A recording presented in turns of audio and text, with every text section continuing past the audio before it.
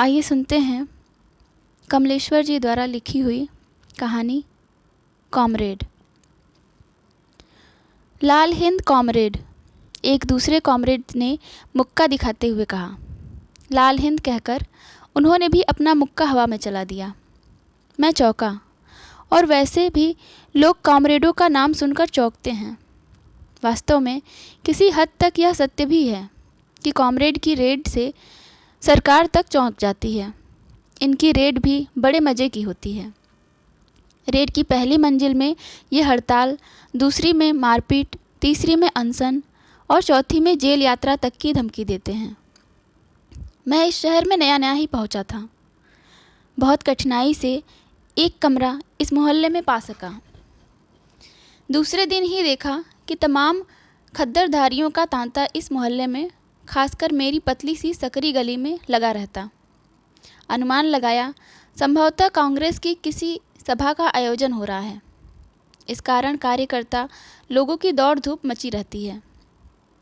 लगभग 1 महीना बीत जाने पर किसी विशेष सभा आदि की बात नहीं सुनाई दी।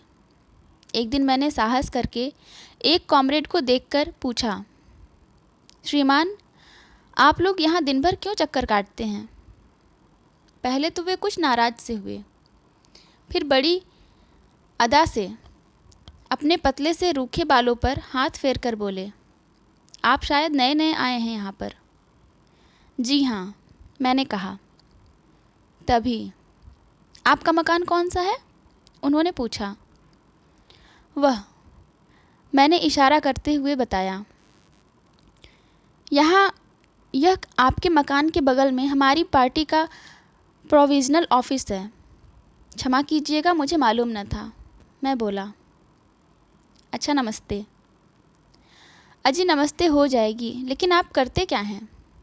कुछ ज़बरदस्ती से कहते हुए वह बोले, मैं तो विद्यार्थी हूँ।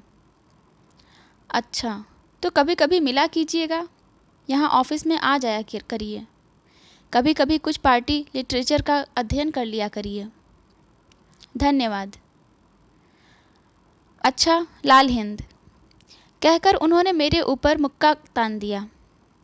मैंने डरते डरते दोनों करबद्ध करके अपनी अहिंसात्मक प्रवृत्ति का परिचय दिया।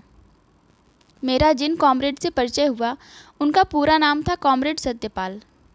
वे भी वहीं प्रांतीय ऑफिस में डेरा डाले थे, किसी लिमिटेड कंपनी में एजेंट थे। काम रहता था घूमने फिरने का, इस कारण समाज सेवा का व्रत लेने में कठिनाई न थी। पिताजी उनके यद्यपि रहते थे इसी शहर में और संभवतः हाई कोर्ट में दफ्तरी थे, परंतु उनको कुछ शर्म आती थी अपने पिता के साथ रहने में, और इसी कारण उनसे किनारा करके यहाँ आ बसे थे। 7 बजे का भोपू बज चुका था। दीवारों पर सूरज की किरणें पड़ने लगी थीं। दूध लेने वाले अपने अपने लोटे ले लेकर घर से बाहर निकल चुके थे। गंगा स्नान को जाने वाली यात्रियों की टोलियाँ मिलिट्री की भांति पंक्ति में एक के पीछे एक गंगा मैया के नारे बुलंद करती जा रही थी। मोटे पतले बेचारे अपनी अपनी पेट संभालते, हाथ में टिफिन कैरियर लिए पुल की ओर बेतहाशा दौड़े जा रहे थे। धर्मशाला में चहल पहल आरंभ हो गई थी। नुक्कड़ के मिठाई वाले ने पत्थर के कोयले की अंगीठी सुलगाकर जलेबी बनाने के लिए कढ़ाई चढ़ाकर डालडा का पीपा उलट लिया था। पास बैठा मैला सा अंगोछा लपेटे नौकर बासी चाशनी में पड़े चींटे और मक्खियाँ बीन बीन कर फेंक रहा था, पर हमारे कॉमरेड बारजे के एक पतले कोने में चादर लपेटे अच्छा खासा पार्सल बने अपनी 5वीं नींद पूरी कर रहे थे। धीरे धीरे सुबह से दौड़ते अखबार वालों की चहल पहल समाप्त हुई और रात भर से बंद दुकानों के दरवाजे चरमराकर खुलने आरंभ हुए तो उन्होंने एक करवट बदली और यह सिद्ध किया कि उनमें अभी जान बाकी थी। थके घोड़े की भांति 3-4 बार लोट लगाकर उन्होंने अपनी चादर केवल गर्दन तक हटाकर सिर खोला। नजर आई केवल लंबी लंबी रूखी जटाएं, जैसे कलकत्ते से आने वाली किसी आदमी ने अपने होल्ड ऑल में से नारियल निकाल लिया हो। और फिर उन्होंने वहीं से आवाज़ लगाई, इलाही, जी, इलाही ने भीतर से उत्तर दिया। टी, कुछ अलसाए से वह बोले। दूध नहीं है। क्यों? क्या डेयरी वाला अभी तक नहीं आया? तो आज से उससे मना कर दो। इतनी देर में दूध नहीं चाहिए, कल से न आए। उसने तो कल से ही देना बंद कर दिया है। 15 दिन का हिसाब साफ करने को कह रहा था, इलाही ने भीतर से कहा। बकता है, पहली तारीख को 1.5 रुपया दिया था। कल उससे हिसाब करके जो कुछ निकले तुम रख लेना, और कल से दूध बंद। आज 27 तारीख हो गई है। पहली तारीख को 1.5 रुपया दिया था, हिसाब करके तुम रख लेना, कहकर इलाही खटखट करता नीचे उतर गया। पखाना जाने की किसे फुर्सत। खद्दर का कुर्ता चढ़ाकर, हाथ में पुराना अखबार दबाकर उलझे हुए कॉमरेड नीचे उतरकर धर्मशाला के पास खड़े रिक्शे वालों के मजमे में समा गए। एक से बोले, क्यों इतवारी? उस दिन जो तुम्हारा रिक्शा बस्ट हुआ था, उसे जुड़वाने के दाम मालिक ने नहीं दिए? वह जवाब भी न दे पाया था कि कॉमरेड दूसरे से बोल पड़े।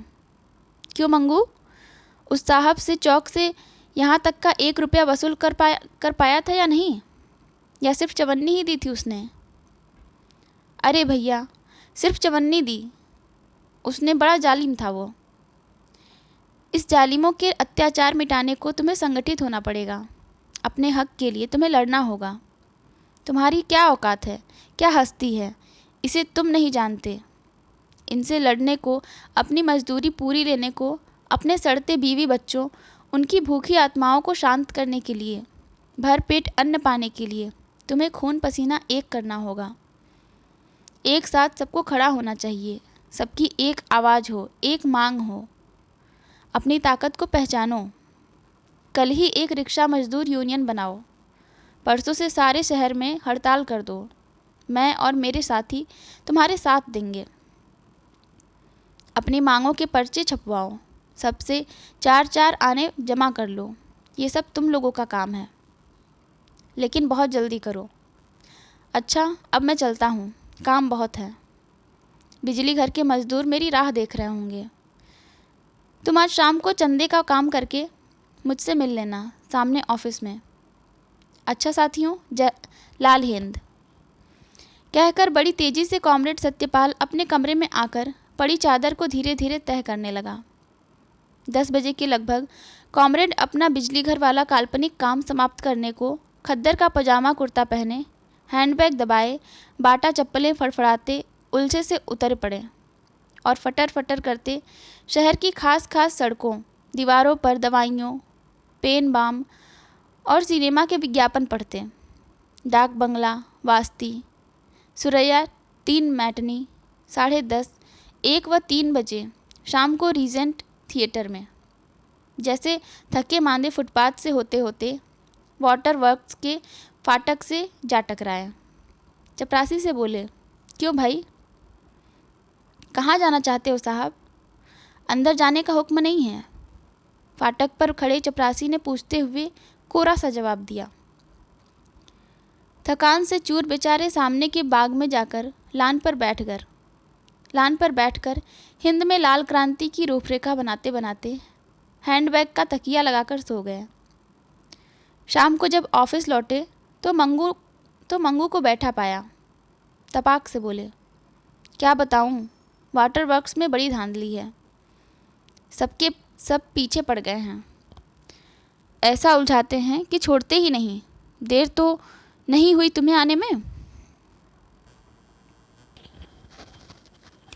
नहीं भैया, आज तुम्हारी जोश की बातों ने हम में जान डाल दी। यह 6 रुपये जमा कर दिए हैं। इन्हें रखकर कल से आप हमारा काम शुरू कर दीजिए, और कल ही हम फिर कुछ और जमा कर लेंगे। अच्छा ठीक है, लाओ। 15 दिन में देखो क्या उलट पुलट होती है। आज तारीख है 27, ठीक है? यह पूंजीवादी सरकार 15 तारीख को आज़ादी की सालगिरह मनाने जा रही है, जबकि हमारे गरीब मजदूरों की मौत की सालगिरह मन रही है।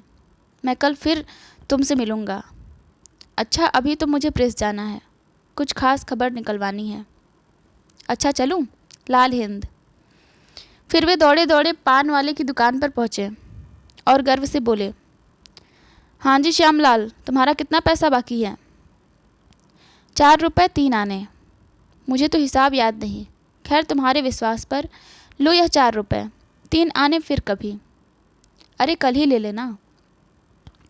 बहुत अच्छा साहब, कहकर उसने 4 रुपये संदूकची में डाल दिए।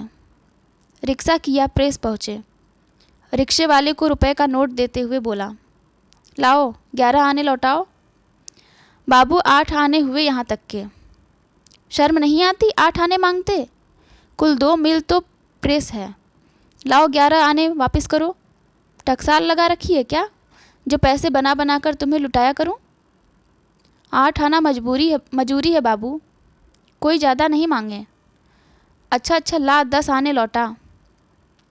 बड़े जालिम हो बाबू, गरीब का पेट काटते हो, रिक्शे वाले ने पैसे देते हुए कहा। गरीब में 9 मन चर्बी होती है। और पैसे गिनते गिनते कॉमरेड प्रेस में घुस गए। 6 रुपये में से 1 रुपया 10 आना शेष था। भीतर पहुंचकर बड़े शिष्टाचार से संपादक जी से बोले, एक विशेष समाचार छापना है। स्थान तो रिक्त नहीं है, पर समाचार क्या है? संपादक बोले, कॉमरेड सत्यपाल का एक विशेष उल्लेखनीय समाचार है। क्षमा कीजिएगा, चौथे पृष्ठ पर विज्ञापन के कॉलम खाली हैं। उन्हीं में विज्ञापन की दर पर छप सकेगा। बड़ी कृपा होगी यदि आप ऐसे ही छाप दें। असमर्थता है मित्र, केवल 2 रुपये पड़ेंगे, विज्ञापन की दर पर जाएगा। अच्छा 1.5 रुपये रखिए, धन्यवाद।